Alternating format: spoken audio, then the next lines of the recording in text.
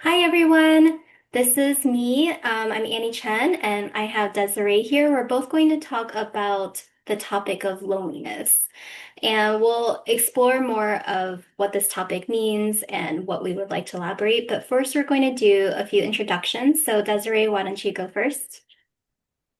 Hi, everybody. My name is Desiree Aquino. I can be found at desireeaquino.com, and I am a writer and a coach, and I cover all things personal development, mindset, well being, spirituality, all those topics. Thanks, Desiree. I'll introduce myself really quick too. For those who don't know me, I'm a holistic behavior analyst, and I'm a trauma certified trauma breath coach as well. And I offer therapeutic coaching as well as workshops, one-on-one support, training.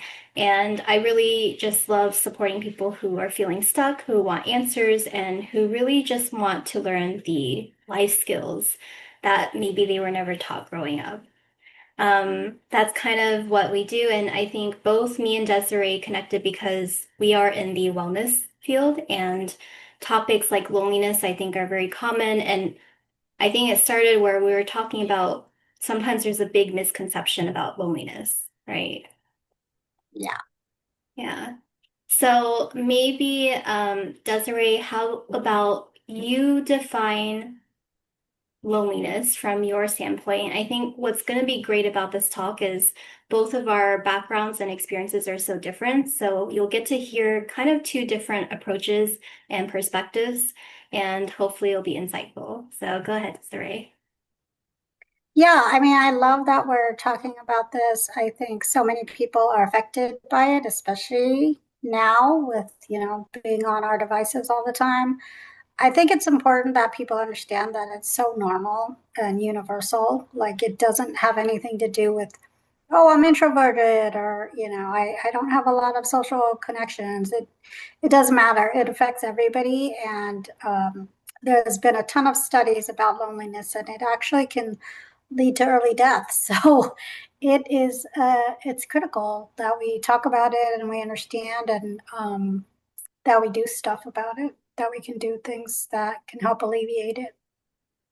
Yeah, yeah, I would agree. I think for me, the biggest misconception or just what people think loneliness is that they think that it's about not having friends, not having people around them, not having a community, and like, oh, if I just had a partner, a wife, a husband, right, then I'm good. And I think that's to me the biggest misconception is that the problem with that is loneliness can still exist even within being in a marriage, having tons of friends, having family and people around you. It's in my personal opinion, I'm defining loneliness as kind of a lack of identity. There's a piece of us that's missing and that we haven't been able to access either due to trauma and being stuck in trauma or due to other past experiences that are getting us stuck. But I think loneliness is this concept of it's an internal state, I think. Absolutely. Yeah, it's completely internal. And I think one of the things that, I've experienced with it is that, like you mentioned, I used to think, well, I just need to be around more people, or I need more friends, or I need this or that. And really, it's has to do with how you manage kind of your thinking around it and your emotions around it. Um, because it's a state of not permanent, but it's a state within yourself that you have the ability to change whether or not you're, because we can be lonely even if we're around a ton of people, right? So to your point, it's something that we need to kind of work on ourselves when we're working on our personal development and our personal growth. It's something that we can address that way. Yeah, I agree. I remember, and I think in my own personal life, I think for a very long time, I'm the type who kind of always needed to be in a relationship. And I always thought like, okay, I'm in a relationship. I feel better. I feel like I'm gonna be good. And suddenly I realize as I'm in the relationship, oh, all these problems come up. I'm still unhappy. I'm still feeling lonely sometimes, still angry. And those don't go away, right? If anything, it actually brings it up more within a relationship. Totally. It gets compounded because you thought the thing that was going to solve all that issue for you is not the answer. So it's again, it's thinking about it from an internal perspective. But you Yeah. mentioned that getting in relationships, you thought that might help. How would you say that loneliness has kind of impacted you or shaped your life? I mean, I think I remember, I definitely have had moments, both single and when I was in a relationship or marriage, where I still felt lonely regardless. And I think when I was single, I was similar to you, where I was like, well, if I just surround myself with friends, I'll be good. And what happened was I would keep myself busy almost as a distraction, right? It wasn't actually solving the loneliness. It was more of a temporary band-aid of thinking like, I'm so busy, I have so many things to do. And actually that was quite harmful to me. I think we both relate to that, like be on the go, go, go, go. And now we're both like we slow down more and we recognize the value of that. But yeah, I think even in relationships, I think it would come up the most when I would get in a fight and I would feel lonely. I would feel like they don't understand me. Um, there's no one to talk to, maybe, right? And in reality, if you think about it, is it's like what you said, so much of it is my belief and my attitude of, oh, I have no one to talk to, even though I'm not reaching out to people. Oh, he doesn't understand, even though I'm projecting it all on him, and I'm struggling with recognizing what's going on with myself, recognizing like why I believe that they never listen or they don't understand, I can't reach them, all these things that I think are contributing to the sense of loneliness. But really, I think almost, I didn't understand myself. I didn't understand my needs and what to say, how to speak up, how to advocate for my needs. And I think that's why I mentioned the identity piece is like, I don't think I had my own set of values. Mm, I didn't understand what I needed at the time. And because of that, the loneliness continued to prolong. yeah, that's a good point because I think what tends to happen is in general, whether it's loneliness or something else we might be going through, at least I know I do, I self isolate. And I think I kind of get this all or nothing idea around, well, nobody understands and I'm not going to talk to anybody, nobody wants to hear about my problems, whatever. Like we tend to kind of individualize things that are actually universal. It's like, everybody goes through this and everybody feels this, but we think we're alone and we're not. And I think that's to your point of like, filling up your calendar. I know people today who still are kind of almost running away from it by, doing more and more versus slowing down and figuring out what's the issue. Like you said, what is missing for me? And I think same, similar, I've had similar experiences as you in just like feeling like nobody understands me and or that nobody's like, and but the problem is like, have I actually communicated that to the other person? Right. Have I actually like reached out to other people? um and I would say that one of the first steps in alleviating it is you have to be vulnerable, right? You kind of have to open yourself up, let yourself tell other people how you're feeling, even though that's hard. But you have to be able to say, "Hey, like I'm feeling this certain way," or uh, and that to me is it's not about then like, oh well, then somebody will invite me to do something. It's about like acknowledging what you're feeling and understanding that you're self-reflecting on this, and that to me is like the first step to really figuring out what's going on versus thinking like, well, if I tell somebody then they'll take care of me. It's like you still need to take care of you, but Right. this is your way to acknowledge how you're feeling in order to address it. It's a way to advocate for yourself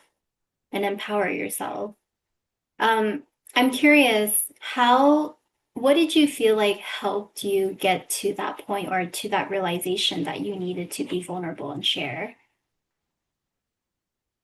Well, I think it's part of a for me, it's part of a bigger story, which is when I separated from my son's dad. I just kind of had to redefine everything in my life, my identity around being in a couple and being a parent. Um, I just had this definition of family that it was like mom, dad, baby, and or whomever. And when you lose that, it's like that kind of, for me anyway, it kind of shattered my thinking around all of this stuff because my life didn't look like what I thought it was supposed to look like anymore. And so, um, having gone through that, I started just kind of reflecting on how did I get to this point? What happened? What was the role I played in it? And just starting to look at all of that and realizing like this had to do with me, not with my partner at the time, not with society's expectations, not with anybody else's expectations except my own. Like I had a checklist and I didn't meet it. And I actually talk about this in my book, in the multi-authored book I wrote. Um, but just talking about like this has to do with me and figuring out me. And so I think at that point, I spent more time alone than I've ever been. But I wasn't lonely because I understood that it didn't have to do with me being around other people. I think that's really powerful, and I think it's very obvious that you've gone through a lot. You've gone through some really deep pain points, and I think that's something we obviously have in common, right? Um, but hopefully that's not what pushes people to suddenly then realize that loneliness is not about people, it's more about them. But I think very similarly to your story, for me, I think the pivotal moment in my life that forced me to wrestle with the concept of loneliness was when my husband left our marriage, right? And I think that was truly the most painful moment in my life. Honestly, not so much that he left. It was more of the fact that, similar to you, I had this expectation and image of what success looked like and what my value as a person looked like as being in a marriage, as a wife, and add like cultural expectations and pressure, right, from Chinese culture of like, divorce is taboo, like you don't talk about it, that doesn't exist. And for that to actually happen to me, I'm like, what do I have left? Like he's left me. And historically, I know I grew up with a lot of abandonment, specifically from men. That obviously adds to that layer as well, right? And so when that happened, it wasn't just the fact that he left, it was the fact that like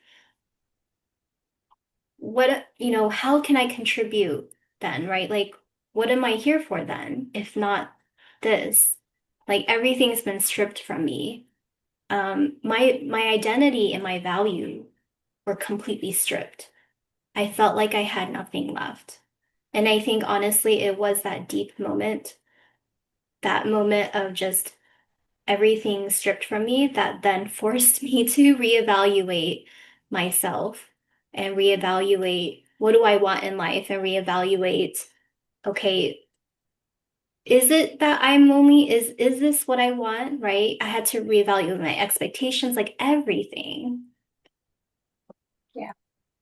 completely. And I think, we do that all the time as people, right? We all go through separations, we go through job changes, we go through, we become empty nesters or whatever it is. Like there's always these moments in our lives where we're kind of having to redefine what it means to be us, and our identity and also our values, making sure like, is this still kind of aligned with what we want? And I think the way loneliness, kind of weaves into that is that if we're not aligned, if we're kind of not where we think we want to be, or if we're not, if we're feeling like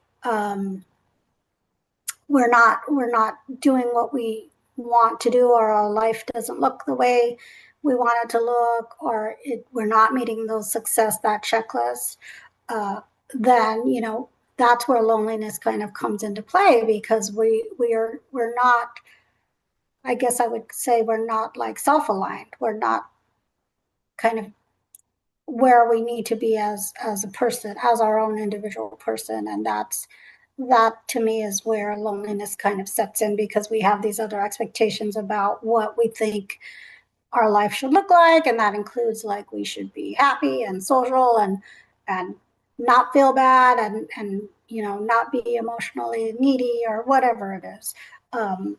So it comes into play like at all points in our lives. And being able to understand that, like, yes, there will be times I feel that way, but that doesn't define me. That doesn't define who I am. That's not who I am. It's a temporary thing. And there's things we could do, both, internal for ourselves, and there's things we can do externally to help us alleviate it.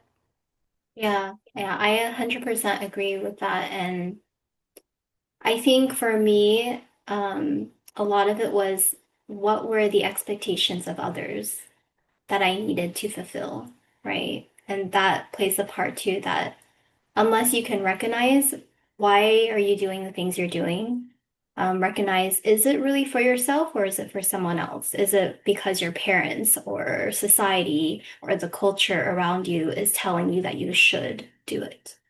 And I know for me, like I operated for such a long time as a previous people pleaser.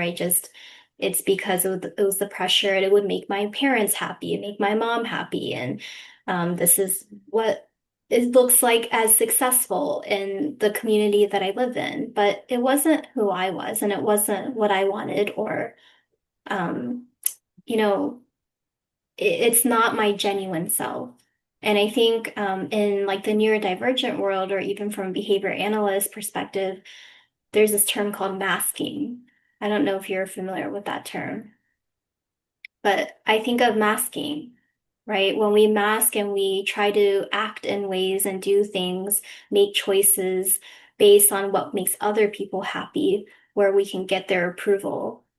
But then we're not getting our own approval. We're never meeting our own needs. We're just meeting the needs of others. And I really think loneliness grows and flourishes in that type of environment. Totally, completely. And yeah, I think too, like, again, going back to society and what the expectations are, for me, I it was me putting these expectations on myself. It wasn't, my family, my parents, nobody was pressuring me like, oh, you need to get married, you need to have a kid, you need to this, that. There really was not, that wasn't happening. It was more inside my head. I had this idea of what my life was supposed to look like. And I think part of it too was that I thought there was an end point, right? I thought, like, well, if I just check all these things off my list, I'm good. Like, I'll be happy, I'll be done. I don't know, done with what, I'm I don't good. know, but yeah, I'm finished. I'm finished and I'm good.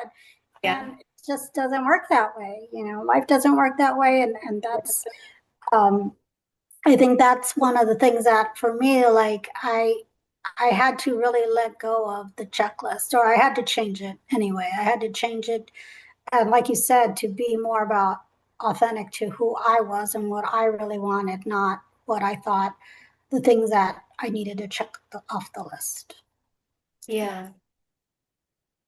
Is there is there something specific that you started doing, or maybe it's more than one thing that you felt was slowly helping you get out of that loneliness?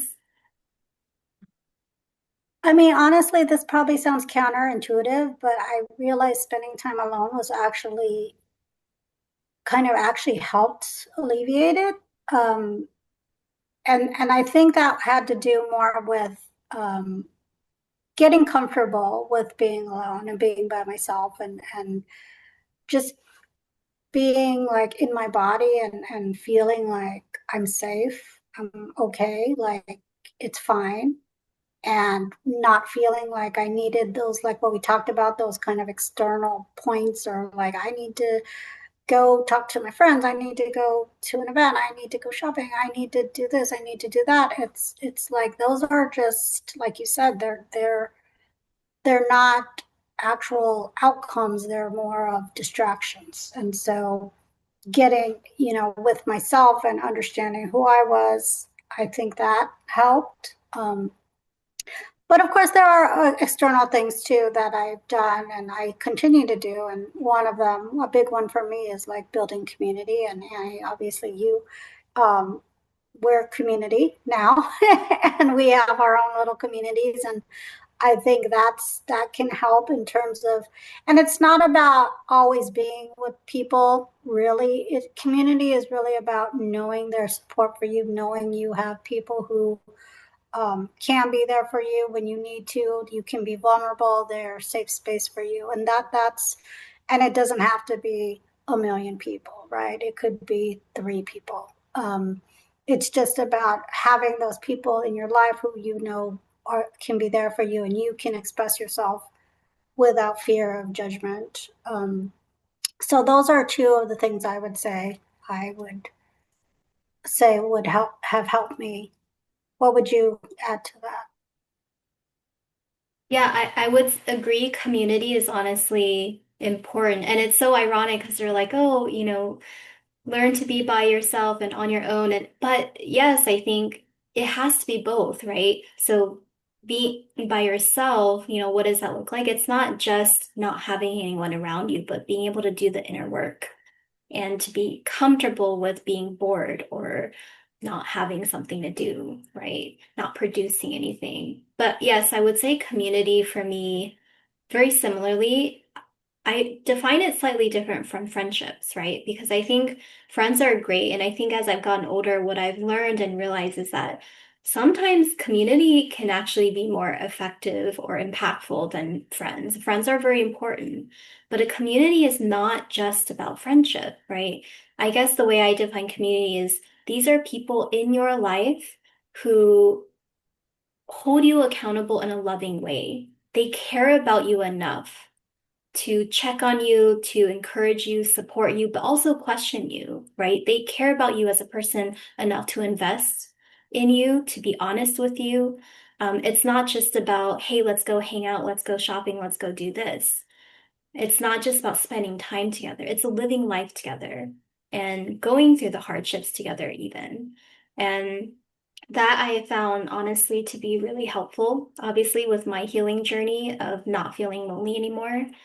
Um, I would say the second thing for me is learning to figure out what gives me joy, peace, what makes me flourish, what gives me energy, what gives me life. And that in itself can be a huge journey, right? Not everyone knows that about themselves. Either they just have never been given the opportunity to explore that. Maybe they became a parent and they've lost their identity, right? There's so many different ways to lose your identity, but I think the more we can tap into being intentional with doing the activities that give us life, that give us energy, that where we leave that activity or event or whatever it is, and we feel fulfilled and we feel like we just grew and learned and flourished in some way. I think it's all about being intentional with who you choose as community, what you do with your time, not so much how many people or things. Yeah, I love that definition of community because you're right. It's such it can be different from friendship, and it is about people who you can hold that space for you, right? And I think, the things I would emphasize too is, like we mentioned at the start, it's like you do have to be vulnerable. You have to be able to open yourself up, and it can be scary, but you have to remember that other people are going through this same as you. Like it's not just you. And again, when I said that I tend to self isolate, and I think a lot of other people do too. And I think one of the things there to remember is like, don't push people away when they make an effort, because people will make an effort, and sometimes we're just like, I'm not, we become more into we withdraw even more, and we're like, no, I don't, they're not going to understand. I'm not going to want to talk about it. They don't really want to know. And so we push them away, and it's like, well, if you push people away, then they're not gonna, they're not gonna be there for you. And so I think those are two things that we need to kind of keep in mind, because we tend to hyper focus, right, on ourselves, and everyone's, reacting to us, or, we sometimes will even see things happen, or we'll make assumptions and tell ourselves stories about what somebody did that might have nothing to do with us, but we just kind of tell ourselves a story about it, that it has to do something with who we are, and that's not the case. So Yeah, those are I agree. Yeah, I think like when you were sharing, especially the vulnerability part and just the self-isolation part, I always think of how we tend to go into either it's a trauma response or a fight or flight response where we put these scripts in our head like woe is me kind of. It's a self and not we're not doing it on purpose, obviously. It's a survival response, right? We feel like, oh, they don't care or they wouldn't understand. Or we create these barriers between us and people who care about us or people who are trying to reach out. And we have somehow convinced ourselves because we are in the survival mindset that, like, no, I got to do it myself, or no, they don't care. No, I've got to run away and distract myself even. I know I have had, and I still do sometimes like have those thoughts when I'm having a really difficult time where like I will truly convince myself and put scripts and my stories in my head like he doesn't care and he's trying to do this, right? Maybe he's like out to get me in some way. And we have to remember that that's where shame thrives. Shame thrives in isolation. It thrives in secrecy. When we do not open ourselves up, when we do not kind of do the opposite and force ourselves to do the opposite. So like, yeah, I want to isolate. I'm going to go reach out to someone and talk to someone about it. It's hard, but like when we don't do that, that's where we create more loneliness within ourselves, but we also create more shame and just this self-pity bubble that we've created for ourselves. Yeah, completely. And I love that you brought up shame, because that's such an integral part of it, right? Because we feel like we don't want to show that to people, because we think people have it all together. They, their lives are much better than ours, or they're doing much better than we are, or they're more successful. And it's like, no, we all go through this. It doesn't matter. It doesn't matter. Nothing, none of it. Like, there's no factors that contribute to loneliness more than, than the fact that it's universal for all of us. And so, being able to sit in that shame, I guess, and see it and feel it, but realizing like, this is, we can do something about it. It's not something that we need to stay in. It's really, like we talked about before, kind of a state of mind and a state of emotion that we can change and shift. Yeah. Yeah, I think of sometimes I tell my clients, and this stems from acceptance commitment therapy, where we can feel one way, right? We can feel sad, shame, whatever it is, and we can still do something else or do the opposite. And we don't have to listen to that emotion. We don't have to follow it. So it's like if I feel like getting bubble tea every day or pizza every day, that doesn't mean I'm going to go do it, right? And so it's like recognizing that the emotion truly does not have a hold on us. And I think it's very powerful when we actually recognize that and know what to do. That like, oh, I can feel this and I can still do something else that's helpful and good for me. It is. That's good, because yeah, we don't always want to make decisions based on what we're feeling in that moment, right? We probably don't Yeah. at all, but Yeah. we often like let that emotion kind of take us down this road and down this path, and because we kind of get swept up in it, but it's not always the best, decision for us. It's just that we've gotten caught up in it. And I think loneliness is the same thing. We get caught up in it. And so it tells us like you can't talk to anybody, you can't reach out, you can't fix this, and none of that is true. Yeah. Yeah. It says that it's your fault that you're alone, that you're the only one suffering this very specific situation, which is all lies and all false, but our brains are also so good at protecting us sometimes. Yeah, I Yeah. agree. Yeah. Well, what do you feel like you struggled with loneliness? Like, would you say there's a difference in how you experience loneliness in relationships versus singlehood? It's a good question. Yes, I think there is a difference. There can be a difference because I think when you're in a relationship, which I'm not currently, but when you're in a relationship, I think sometimes you have that expectation that the other person's going to alleviate that for you.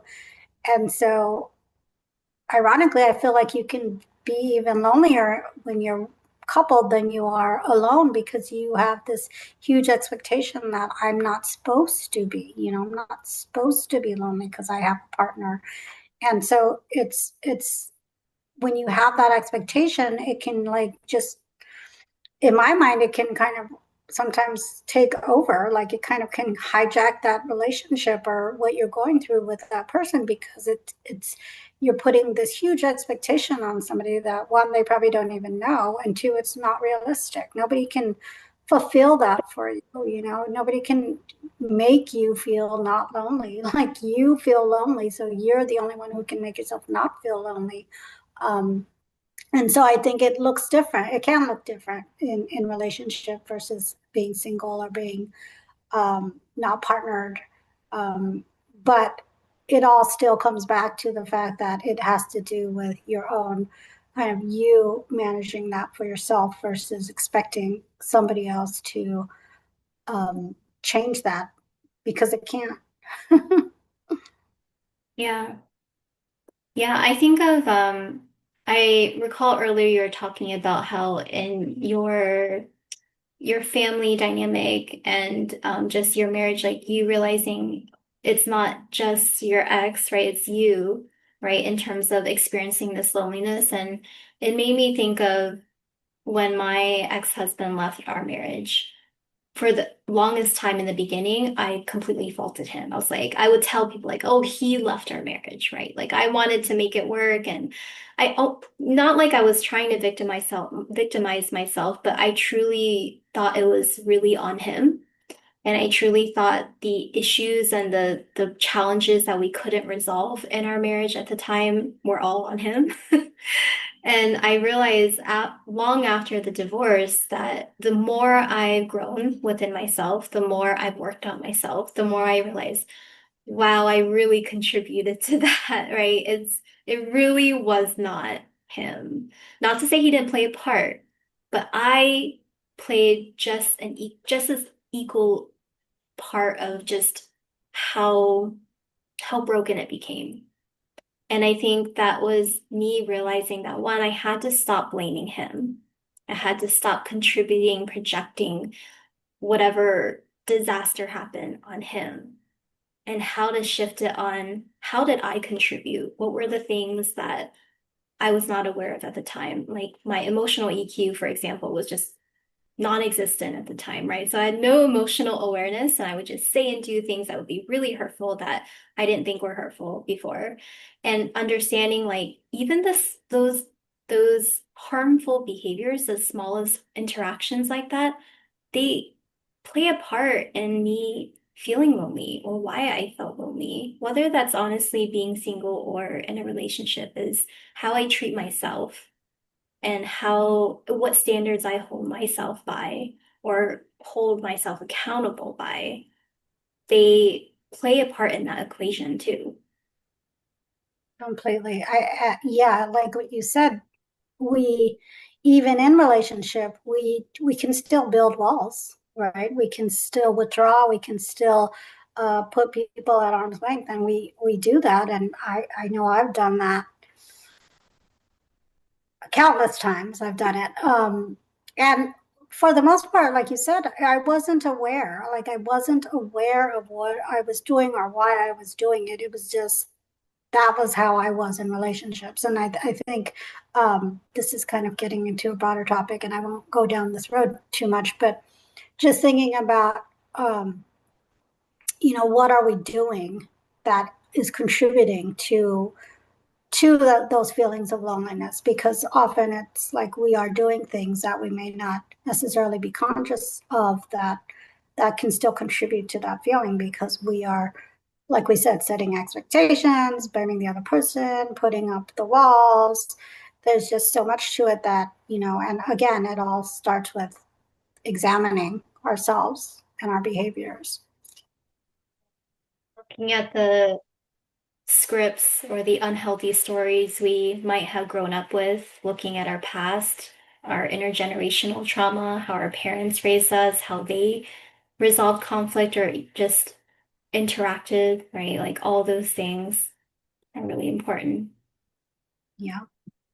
Yeah. I mean, I can add too, like, I think even as a child, I'm the youngest of 10. And I didn't grow up with all my brothers and sisters, but I had a few with around me when I grew up, and I still felt lonely, and that was, again, how you're raised, and how your family responds to you, and it's just there's so much contributing to kind of this pattern, what becomes a pattern for us oftentimes, and until we look at that, until we can kind of look at it and say like, hey, why am I feeling this way? Or why am I doing these things to, why am I filling up my schedule? Why am I always running off and doing these things? Like, why do I need these distractions? Until we do that, then I think that's, we're not really going to be able to resolve it. Yeah. That's so ironic. You're a sibling of 10, you said? That's a lot of siblings first of all, but it's so funny because I'm only child, right? I grew up with no siblings. Very opposite experience. And honestly, I always wanted siblings, so I was like, I'm so lonely. But you know what's funny is being an only child, but recognizing my dynamics now is I don't think I wanted siblings and felt lonely because I was an only child. I think it was because I had a very detached and estranged and toxic to a degree relationship with my parents and my mom specifically. And so because I didn't have that type of supportive love in my own family dynamics, it felt lonely regardless, right? I honestly don't think it's about whether you have siblings or not. I think if you grow up in a childhood where there was emotional neglect, meaning they didn't know how to respond to your emotions and care for them, that contributes to very early concepts of loneliness, and that generalizes into adulthood. And I think that really matters too, just recognizing that. Yeah, totally. Because we repeat the patterns then, right? Whatever that happened in our childhood that kind of kept us safe, whether that was being detached or keeping it, keeping someone at arm's length, um, creating our bubbles, like you said, so that we could alleviate that loneliness. Like we play it out into adulthood, and we do the same things, and we do, we take the same actions that we did as a kid, and that leads to the same results. So Yeah. yeah, it's just it's like we were talking about earlier. It's just such a deep kind of it's such a kind of a deep inner exercise, and that's why I really like talking about it, because I think people need to understand that it takes work, and it takes um it takes being brave sometimes and courageous to look at that. And so for anybody who feels lonely, and I would encourage them to take a look at it, and it's okay to be scared, to feel scared about it. It's okay um to worry, but it's also okay to be brave and to do the things we need to do to help ourselves. Like, that's what we need to do. Yeah, I agree. We can be scared and brave at the same time. We can feel a mix of emotions. We can feel both. Yeah. Yeah, I would say for those who are struggling with loneliness, I would agree, like vulnerability has been very key in my healing journey. Um, Obviously, being selective with who you're vulnerable with, right? And trying to select people who you do feel safe with, who you can feel authentic with, who you know are not going to respond with just giving you solutions, telling you what to do necessarily, but to really just be a listening ear and to offer that grace and acceptance of just whatever it is you share. There's no shame in that. They are fully there to just listen and be there for you. And I think there is so much power in sharing your story, right? And I think that's part of kind of even us talking is the more we can talk about it and talk about it out loud, not just in our heads, the more we're naturally actually healing and rewiring parts of our brain too. The more we're putting it out there and we get to hear other people's stories, just like I get to hear yours and you get to hear mine, and no one story is the same. Yeah. No story is the same, but also these feelings that we have are universal. Mm, So yes. it's so important. We know that there's other people who are going through what we're going through, and it's okay to put it out there and tell people how you're feeling. Like you said, choose wisely, but it's okay to share that with others. And it's empowering not only for ourselves too, but I think, when we share our stories, other people can see themselves in them, and they can tell themselves like, oh, I'm going through this, or I went through this as well. And, I can do that. I can, there's steps I can take. Like, we don't want to be helpless. We want to help ourselves. And by learning about other people, maybe we're inspired, or, to take a step or to take an action that we might have not done otherwise. Yeah, I think you touch on a good point. It's like we don't know where it will take us. And yeah, we could end up being inspired or taking further action where we least expect it and take us in a path or direction where we least expect it. Right? Even like you writing a book. Did you know you were going to write a book, right? Like 20 years ago. But and I feel like for me when I initially started sharing about my divorce, even though it was very taboo, I recall obviously very scary. I was telling it to a group of strangers because I was so desperate. Luckily, they showed me tons of kindness and grace, but I recall like later, and the more I started sharing it very slowly, how inspired people were and just how vulnerable I was willing to be. Um, or even just like with my miscarriages, right? Like the more I talked about it, the more I realized, oh, a lot of women have gone through it. It's not just me, and this pain is not alone. But until I started sharing it more and more, I didn't realize that. And the encouragement of hearing that my sharing was inspiring was what led me to have the courage to share more. And it's just more powerful that way. Yeah. It leads to, like you said, unexpected things. Yeah. And we grow Okay. from it too. Yeah, we grow from sharing our stories, and hopefully we can inspire other people. Yeah. Okay, well, I guess to end, I feel like we talked about a lot of advice, suggestions, tools of kind of where people could go with if they are feeling lonely, and some important things where they can possibly get started. Is there anything else that you would add, or is there maybe like one specific, if you could pick like one thing to suggest, anything you would add to people who are feeling lonely? I would say my one thing that kind of I circle back to a lot is meditation. Mm.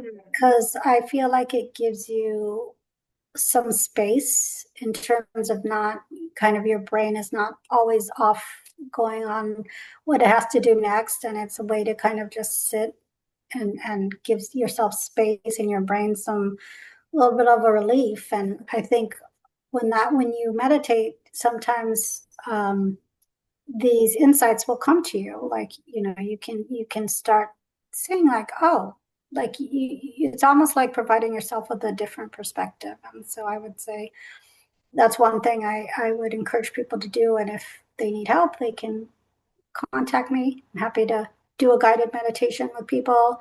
Um, but there's a ton of free resources out there. Like you can just Google it and you'll find different ways you can meditate. But that's probably my one little tip about like something that could be helpful. That's a good one. Um, can I ask, like, what does meditation look like for you? Because I feel like some people even have a misconception of meditation, or there's different types. Like, for you, what would that look like?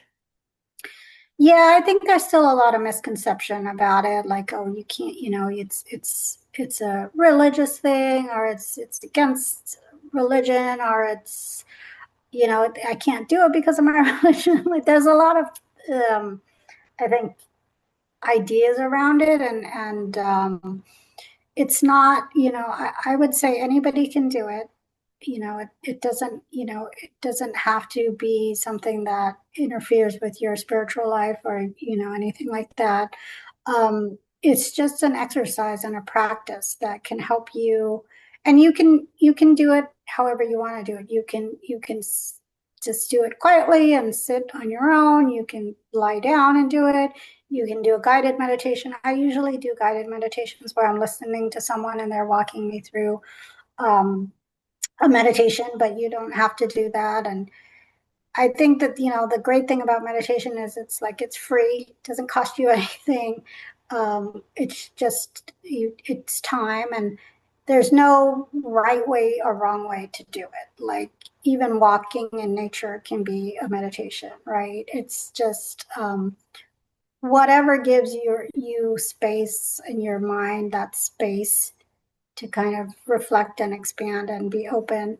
um, so I don't want to, I don't want to say there's a certain way you have to meditate. There's not. And I think, however, whatever people feel most comfortable, whatever works for them is great. Yeah, I would agree with all of that. And I would say if you are new to meditation, start really, really small, right? It doesn't need to be like a whole 10-minute. It could be 1 minute, could be 30 seconds, even if you're super new and you're like, oh, my mind goes everywhere, which by the way, if your mind goes elsewhere, it's okay too, right? I think that's a misconception about men, like, oh, I have to be focused at all times. I can't think about anything. Like, no, that's I don't even know that's possible. Yeah, it's hard. I mean, and it's a practice, right? So even if your mind is kind of running, the longer or the more you practice, the more you can kind of get yourself into that state where you're not thinking, you're not forward Yeah. thinking. Yeah. Yeah, I agree. Cool. Okay. I would say for me, to kind of end this chat, for me, obviously there's so many things, but for me personally, I would say start with finding out your values, like your core values, right? And even understanding what are values, right? Values are not products or outcomes or tangible things. They are not something you can achieve. It's not a house, it's not money, it's not a car, it's not status. Values are something that are a part of who you are and what you care about, right? It's something where you can continually flourish in. And I know for me, I do values assessments with my clients in the therapeutic coaching session. So you can reach out to me. I can always offer that. But there's also, you can Google values. I think Brene Brown has a list. I don't know if you know Brene. Yeah, I love her. And she has a list of values that you could always pick out and look at the list and figure out what's important to you. Although I would still highly recommend an assessment to just kind of make sure that they're accurate. But for me, I think learning what was important to me, then learning how to live those out. Like, what did that look like? What does it look like to find people who have similar values? What does it look like to participate and engage in activities or events that I might Google, whether it's a meetup or a Facebook event or groups? Where I can participate in interests and things that are important to me. I think that really helped with my identity. And I found that the more I found my own identity and the things that I enjoy doing, the less lonely I feel. Like, no matter, it doesn't really matter who's around me. I just feel so fulfilled. So I would recommend starting there. That should be our next conversation, Annie. Value. Because I love Yeah, that I topic agree. too. I know. I'm sure there's a lot of things we could talk about. So many more. But I will end the recording right now. Is there anything else you want to add, Desiree? No, I just, again, if, anybody's interested in some of the things we talked about, I do have a blog on my website and I do have an article about loneliness. So that gives you a little bit more tips and thoughts about it. So if you want to just visit my website, DesireeAquino.com, you can find me there. And same with me. I deal with a lot of different things, not just loneliness, but you can go to my website, behaviorroots.com. I offer free workshops sometimes. I offer breath workshops, all sorts of things, kind of really depending on your barriers and your ailments. But yeah, it was great chatting with you, Desiree, and I'm gonna end the recording right now.